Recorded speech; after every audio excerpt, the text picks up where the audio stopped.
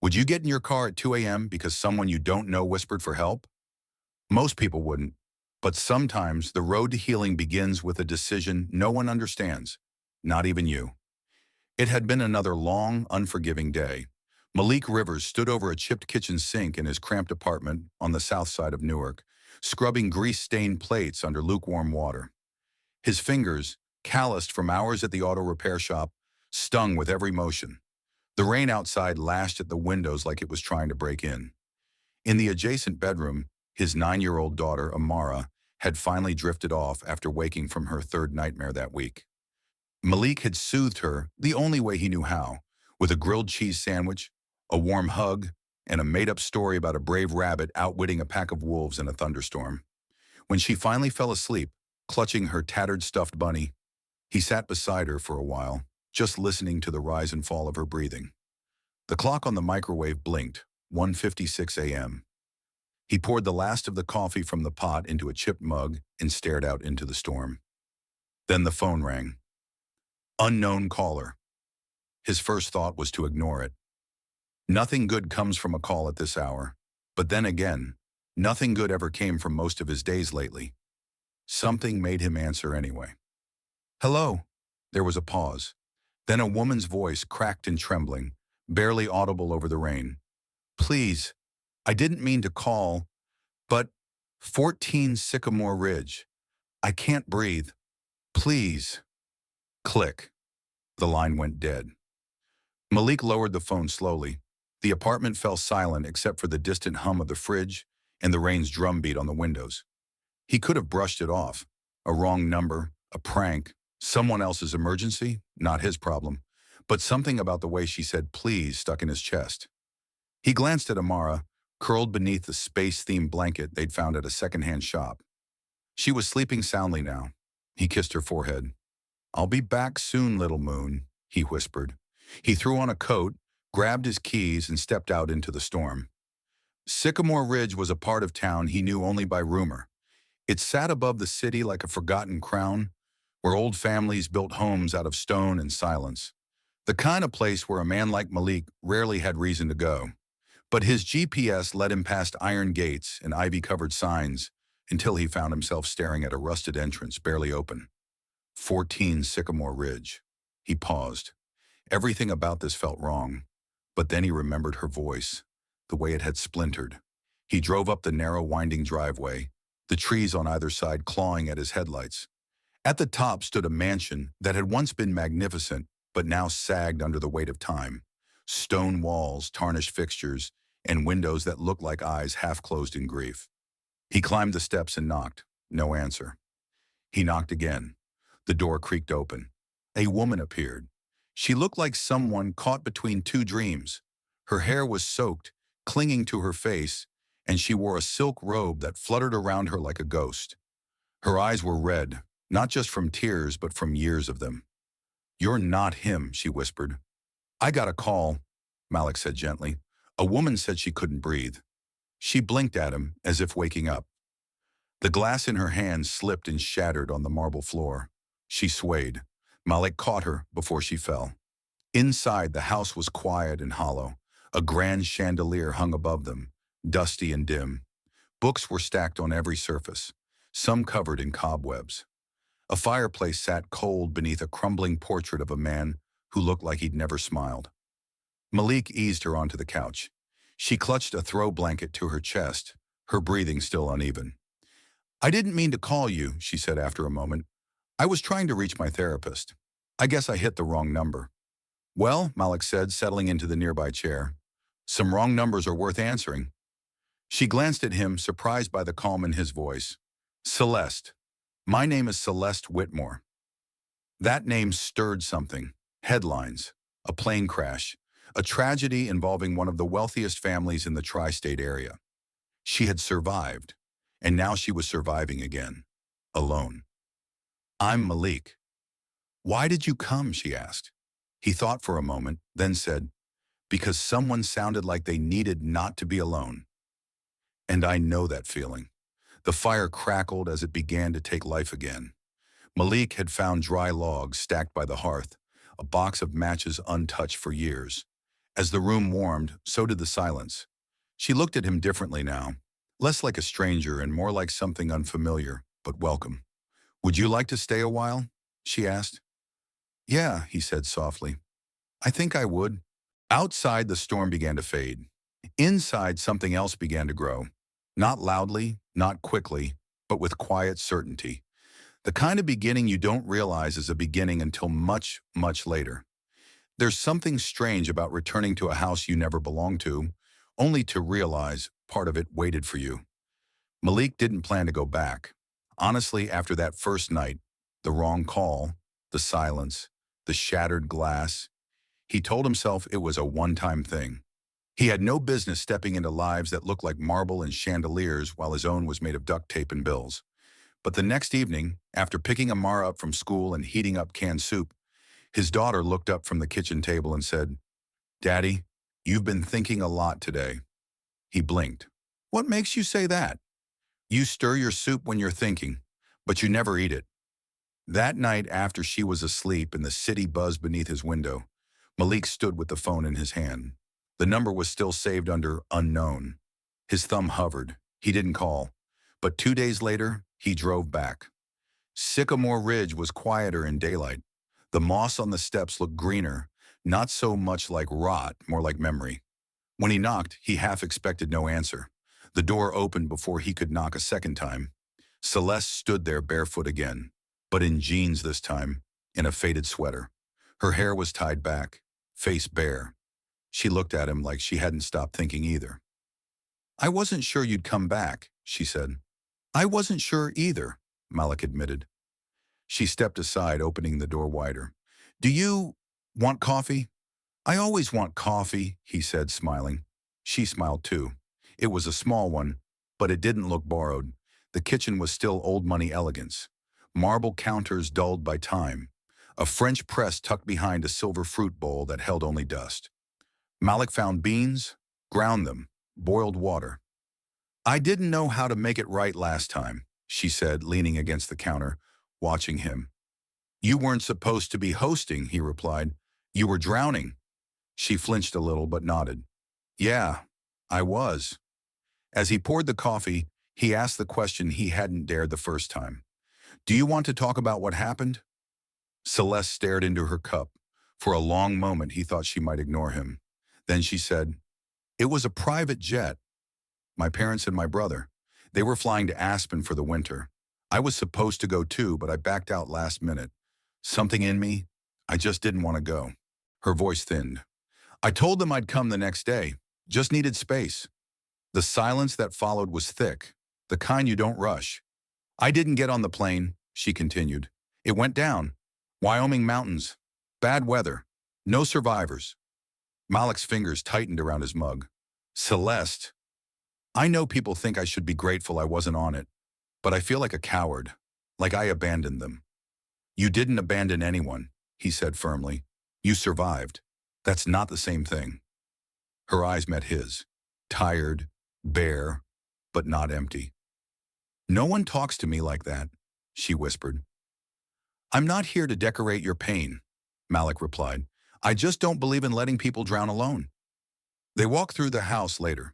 The place felt like a museum of a family no one talked about.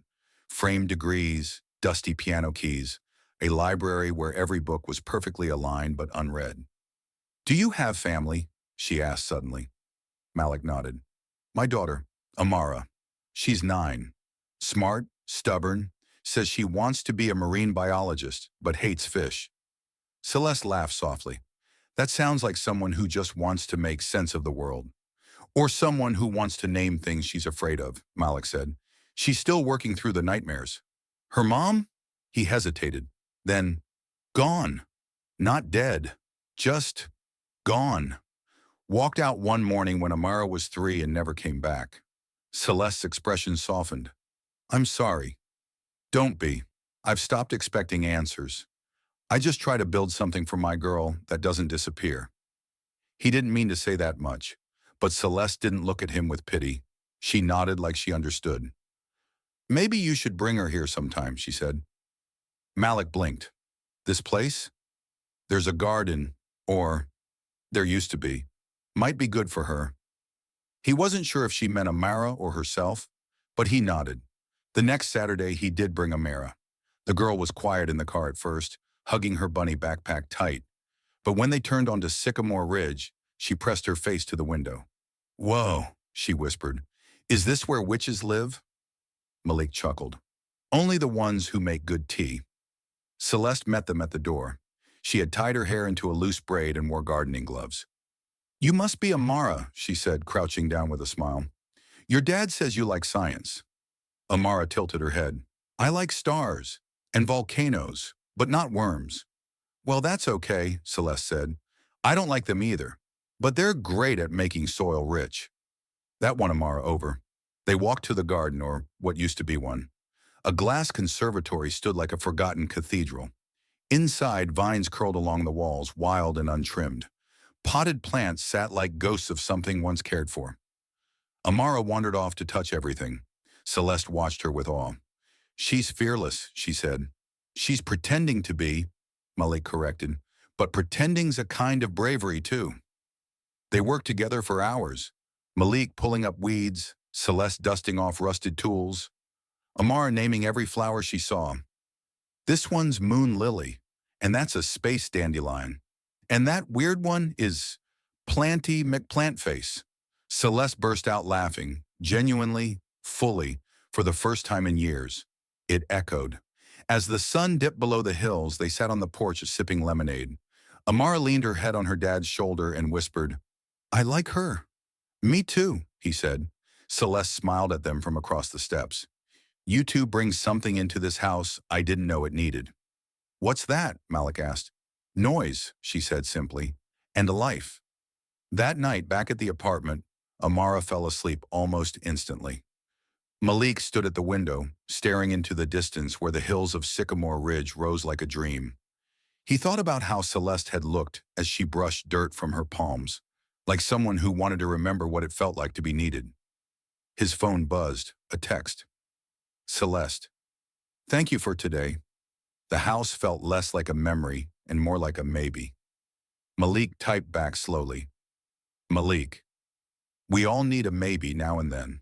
Then he stood there a while longer, not thinking, just feeling the weight in his chest lighten for the first time in years. There's always a moment, quiet, in between, fragile, when you realize something has shifted.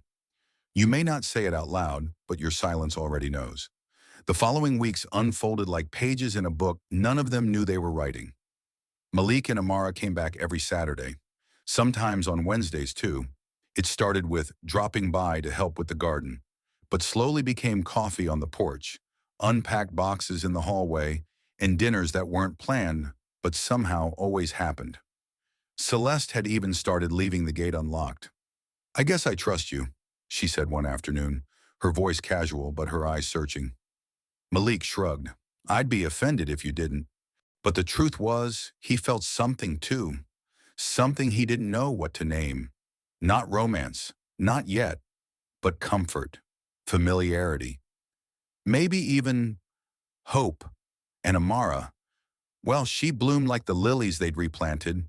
She'd found a rhythm in the soil, in Celeste's stories about plant names, in the way the conservatory echoed when she laughed. Celeste, in turn, learned how to laugh again. She started humming while she made tea. She read Amara's favorite astronomy book out loud while they picked weeds. She asked Malik about car engines, even though she clearly didn't care, just to keep hearing him talk. The cracks in her had not disappeared, but they were no longer leaking. They were letting light in. But every house that's learning to breathe again also remembers how it choked, and that memory returned in the form of thunder. It was late afternoon on a Sunday when the sky began to tighten. The clouds rolled in low and dark, and the wind picked up as if it knew the ghosts were stirring. Amara stood at the kitchen window. "It's going to be loud, isn't it?" Malik walked over and placed his hands on her shoulders. "Yeah, baby, but we're safe." She nodded, but he saw it, the flicker behind her eyes, the one that always came with storms. The memory of that night 2 years ago, when the neighbor's window shattered during a hurricane, and her mother walked out the front door with no warning and never came back. He squeezed her hand gently. Celeste came in with a tray of tea. She paused when she saw Amara's face. I used to hate storms too, she said softly. Still do some days. Amara turned to her. What did you do when you were scared? Celeste hesitated. Then, surprising herself, she said, I waited for someone to tell me it would pass. But no one ever did. This time she walked over and knelt beside Amara. But now I know, it always passes, and we don't have to be alone while we wait. The power flickered just after 7 p.m. Amara gasped. Celeste lit 3 candles without a word. Malik pulled out the old flashlight from the drawer. Thunder growled in the distance like something pacing the sky. Amara curled up on the couch, blanket pulled to her chin. Celeste sat beside her. Do you want to play a game? She asked. What kind? The quiet kind. I'll say a color, and you say something that color makes you feel. Okay, Celeste smiled. Blue. Floating. Red. Madam, but like a strong mad. Celeste blinked. That's a good mad. Green.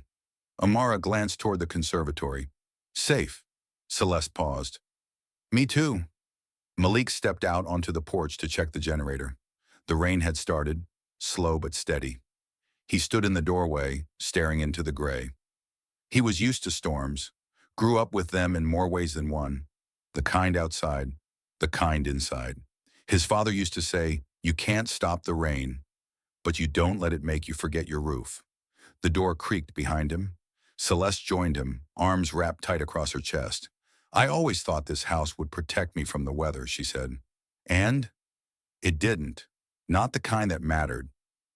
Malik looked at her. It's not about the house. It's about who stays when the roof leaks. She turned toward him, and in that moment she didn't look like an heiress. She looked like someone who had finally stopped pretending. You always show up, she whispered. I try. Why? Malik exhaled, steady and slow. Because when Amara was 5, she got sick. Really sick. I remember sitting in that hospital room thinking, what if I couldn't fix this? What if just showing up is all I can do? He turned to her fully now. Sometimes showing up is everything. The thunder hit loud and sudden. The lights went out completely. Inside, Amara cried out. Malik and Celeste rushed back to her. I'm here, Malik said, crouching down, pulling her into his arms. I don't like the dark, she whispered. Not when it comes this fast. I know, baby, but I got you. Celeste knelt beside them and placed her hand on Amara's shoulder. We're going to light the room together, okay? She struck a match and lit a candle. Then another, and another. Together the room glowed softly, the shadows no longer frightening, but familiar. Amara's breathing slowed. She leaned into her father, then reached out and grabbed Celeste's hand. I like it better when you're both here, she said. Celeste didn't answer. Her throat was tight. She simply held on. Later, after the storm had passed, the 3 of them sat on the porch, wrapped in blankets, watching the moon cut through the clouds. I want to tell you something, Celeste said quietly. They turned to her. I've been thinking about reopening the conservatory. Malik raised a brow. Just for plants? No, she said, shaking her head. For people. For kids. For families who need a place to feel steady. Maybe workshops. Article therapy. A space to breathe. Malik let out a low whistle. That's ambitious. It's necessary, she replied. And I want to do it with people who know what it's like to break and rebuild. She looked at both of them. Would you stay? Would you help? Amara answered first with no hesitation. Yes. Malik was slower. He'd spent most of his life waiting for the other shoe to drop, for good things to vanish. But then he looked at Celeste, at his daughter, at the house that had once been a mausoleum but now breathed. Yeah, he said, we'll stay. Some people knock once and leave. Others get told to leave and build something permanent anyway. 3 months had passed since that first storm, and now the conservatory was no longer just a place of broken glass and forgotten roots. It had become a sanctuary, reborn by hands that didn't belong to old money, but to real people. Celeste had filed the paperwork. The Whitmore Conservatory would officially open as a nonprofit center for children and families dealing with grief, anxiety, and trauma. And Amara had painted the sign herself. Big sunflowers, crooked letters, and stars in every corner. Because it's a place that holds the sky, she said. Malik built benches from reclaimed wood. Celeste held art sessions with kids on Saturdays. Parents cried softly in the corners, grateful for a place where their children didn't have to pretend. They were healing, together, and that apparently made someone angry. It happened on a Tuesday. Malik had just dropped Amara off at school and returned to the conservatory with a bag of mulch when a sleek black car pulled into the driveway, like it owned the place. The man who stepped out had that look. Designer loafers, slick back hair, eyes that scanned like he was used to finding problems. "May I help you?" Malik asked calmly, even though his gut had already stiffened. The man looked at him like he didn't hear. "I'm looking for Celeste Whitmore." Malik didn't answer. Celeste stepped out a moment later, clipboard in hand, and froze. "Hello, Sterling," she said flatly. Malik's jaw tightened. Sterling Hawthorne, the family attorney, her godfather, and the executor of her father's estate. "I heard about the changes," Sterling said, walking up the steps without invitation. "Imagine my surprise to learn you're turning the Whitmore property into a community greenhouse." "It's a therapeutic space," Celeste said evenly, "for families who need it. And this," he gestured around, "this is your idea of honoring legacy?" She didn't blink. "Yes. You're letting strangers live here?" "They're not strangers," she said louder now. Sterling turned to Malik. "And you? Are you being paid?" Malik crossed his arms. "Nope, but I've been planting seeds." The man scoffed. "Well, the foundation board isn't thrilled. This property, this brand, was not intended for charity work. We represent more than your personal resurrection project." Celeste stepped forward. "You represent my father's silence. I represent my mother's courage. And this isn't charity, it's redemption." Later that evening, after Sterling had stormed off, Amara stood outside by the garden beds, arms crossed. "Was that man trying to take it away?" Malik knelt down. "He's someone who thinks what we're building doesn't fit the rules he's used to." She frowned. "But rules are made by people. Can't people just make better ones?" Malik smiled, sad and proud at the same time.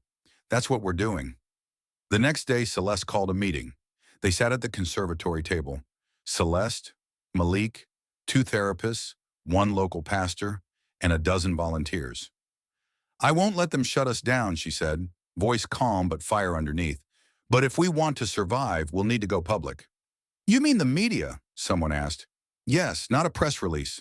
A story, a true one, about what this place is, who it's for, and what happens when people who've been told they don't belong decide to grow roots anyway." Malik looked at her and nodded. "Let's give them something to talk about." Within a week, the video went viral. A local news station aired a story. Heiress turns family estate into healing garden with single dad and his daughter. There were drone shots of the conservatory, kids laughing during painting class, Malik helping Amara plant tomatoes in the corner bed. But what made people cry was the ending. It was a clip of Amara, her voice soft but clear. "Some places make you feel like you're too loud or too quiet. This place lets you be both." And then the camera panned to Celeste, saying, "This house was full of ghosts until Malik and Amara walked in. Now it's full of light." Messages poured in from around the country. Letters, donations, parents asking how to volunteer. Veterans offering to rebuild the roof. Therapists asking if they could bring clients. But not everyone was happy.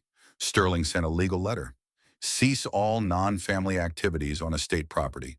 Celeste posted it on the community bulletin board with one sentence underneath. "We are family now."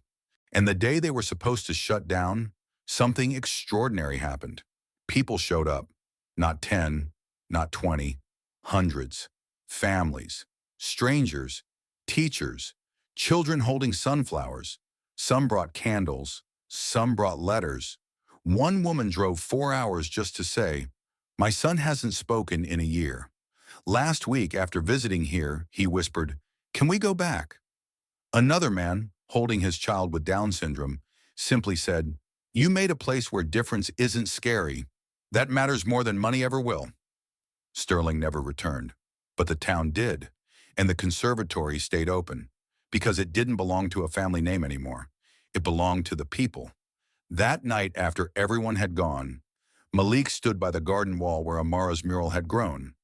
Sunflowers, stars, and three stick figures holding hands. He felt a small hand slip into his. Celeste. "I'm proud of you," she said. "I'm proud of us." She looked up. "You never asked for anything, you know." "I didn't need to. Everything I needed found me." She paused. "I was broken when you arrived." "I know. I still have cracks. Then we'll grow through them." She leaned in, forehead to his chest. "And if they ever come back?" Malik looked toward the stars. "Let them come. We have roots now." In the end, it wasn't the storm that broke them. It was the storm that made them stronger. And to anyone who's ever felt like a wrong number, a stranger in someone else's story, you are not. You're the call someone's been waiting to answer.